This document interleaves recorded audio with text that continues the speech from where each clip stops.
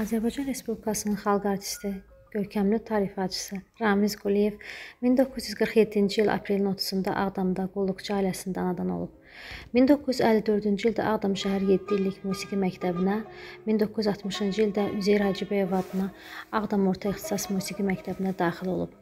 1964-69-cu illərdə Üzeyir Hacıbəyev adına Azərbaycan Dövlət Konservatoriyasında tar və dirijorluq ixtisasları üzrə təhsil alıb.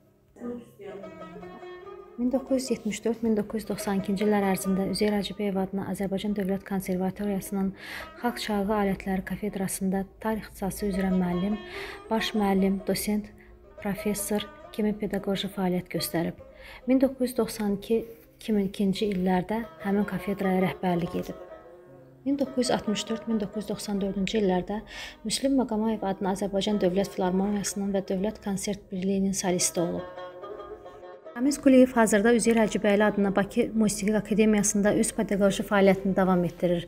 Onun xarici və Azərbaycan bəstəkarlarının tar ilə fortepiano üçün işləyib köçürdüyü bir çox olduqca dəyərli əsərləri çapdan çıxmışdır.